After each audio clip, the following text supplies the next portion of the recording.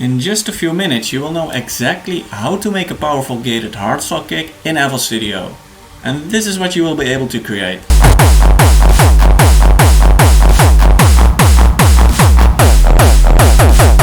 If you want to learn how to make gated kicks like this, pay very close attention until the end. I will give you all the crucial strategies you need to get results fast. And as a bonus, which is kind of my trademark, you only need FL Studio plugins to achieve this. So no excuses, anyone can do this. Hey everyone, I'm Seb from SCREECHHOUSE, and in the previous video I asked if you wanted to see a tutorial about the hardstyle gated kick from that video. The replies were overwhelmingly positive, so here we are. In 3 simple steps I will unveil how you can create impressive hardstyle gated kicks yourself.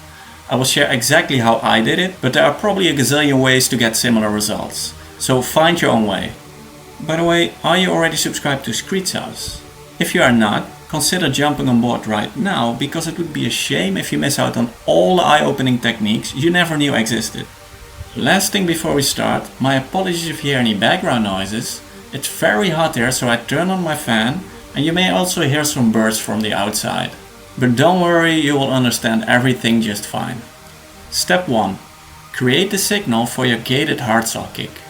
To start making a gated kick, sometimes called a reverb kick, you need to have a signal to work with.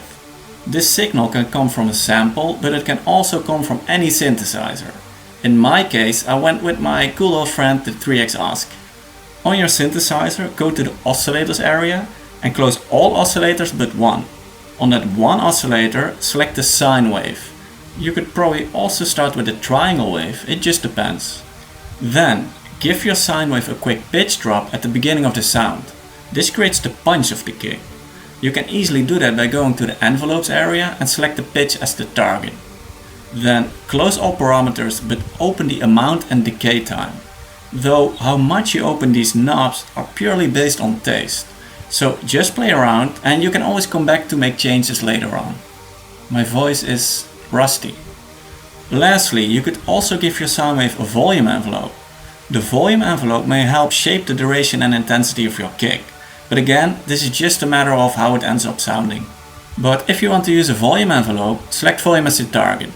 Then close all envelope parameters except for the hold and or decay time. The sum of the hold and decay time could very well be 1 beat. So around 2 steps each or whatever. Once you've done that, your signal is ready. However, don't forget to play a key on the piano roll. And this will produce the audio feedback you need when you're adding mixer effects in just a second. Therefore, open the piano roll of your synthesizer and draw a note somewhere in the sub-bass frequencies. For me, I drew a 1 beat long note at G3. This is what it sounds like for me without any effects. Mind you, you may want to pick the note that fits your melody. For example, if the root note of your melody is F, you may want to draw an F note here as well. Now, if you have no clue about root notes or music theory stuff, just get my book, The Ultimate Melody Guide. Many people have already read it and it will cover everything you need to know about that. Step 2. Add mixer effects to shape your gated hardstyle kick. Now it's time for the juicy part, adding mixer effects. Therefore, make sure to send your synthesizer to the mixer first. For example, route it to mixer track 1. Then open the mixer and let's have some fun. Okay, to keep it short, I'm not going to explain all effects in detail. What I want you to take away from this are the strategies, not the literal execution. The literal execution will always be different, but the strategies remain very similar from project to project. But very quickly, I will play the kick right now and enable each effect one after the other. This way you can see each effect and how they slowly give rise to the finished product.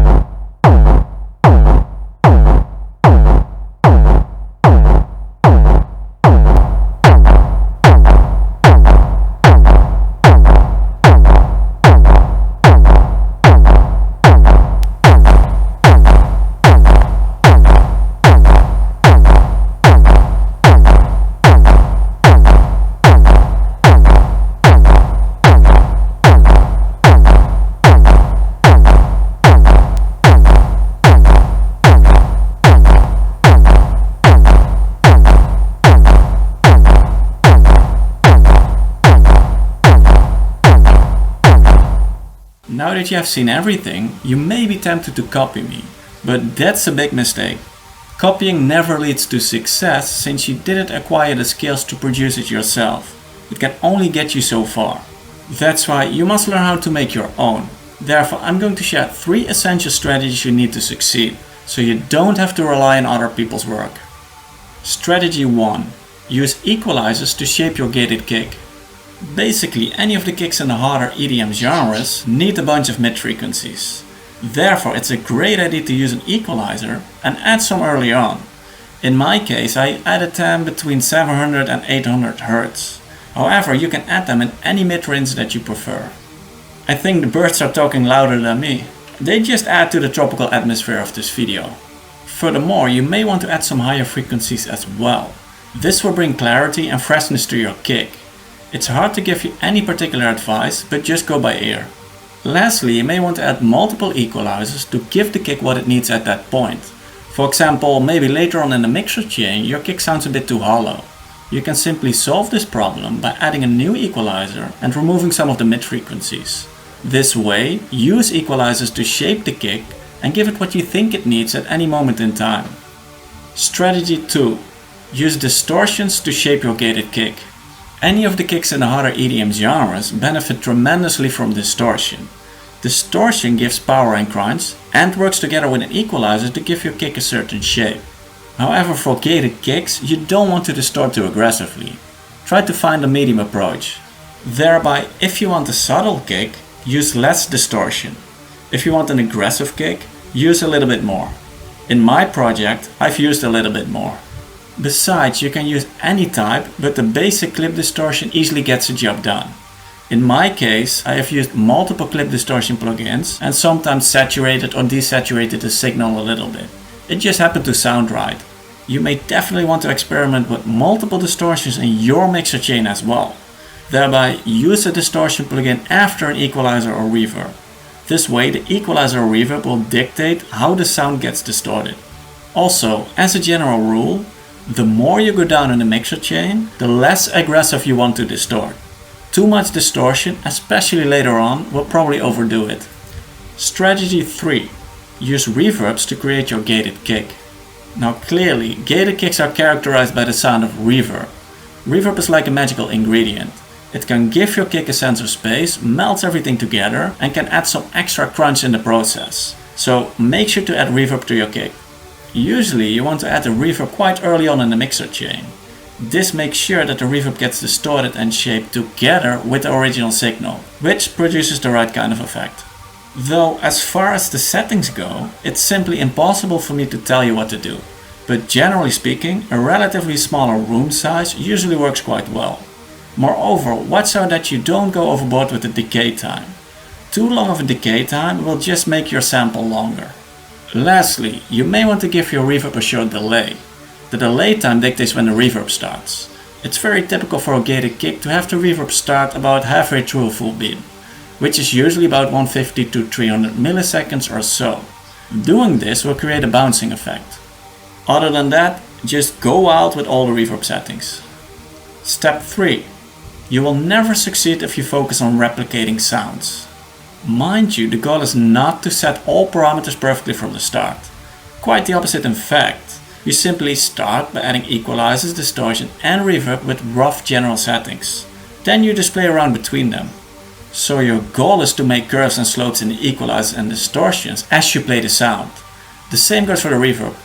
Thereby use your ears to shape the kick into something that sounds more and more like a gated hardstyle kick. So it's a grooming process, just like cutting a bush. And no, not that kind of a bush. You just start by cutting the big chunks to create a rough outline. And as you move on, you cut smaller and smaller pieces to give it its final shape. However, this seems difficult to understand for many people. You really don't want to know how often I get comments from people who cannot seem to replicate the sounds in my videos. But to miss the whole point, it is never and will never be about the exact settings. The exact settings just happen to be like that and will always be different from project to project. Therefore, just focus on the underlying strategies and don't be afraid to play around. It's a continuous game of going back and forth between all the effects, all the parameters and settings that make up the kick. I simply cannot share that in a tutorial video, it will take up hours. Nevertheless, I will play the kick right now and change some of the effects. This will give you a great impression of the possibilities and how my actions will affect the kick.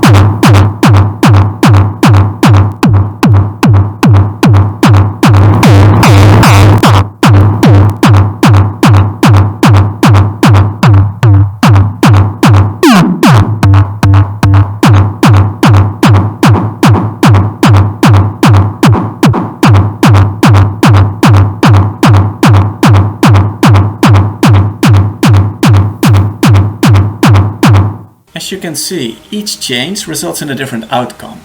That's why after you have liked this video, I invite you to do the same thing. Just start with some basic effects, use the strategies presented herein, and keep playing with the parameters. If you can do just that, your kicks will rapidly become awesome. And once you're finished, don't forget to make a sample of your kick, so you can use it in any of your projects. If you enjoyed this tutorial, you can really help me out by sharing it with your friends. Also, if you don't want to miss any amazing content, please punch the subscribe button in his face. And I'll see you next time. For me, I drew a one beat long note.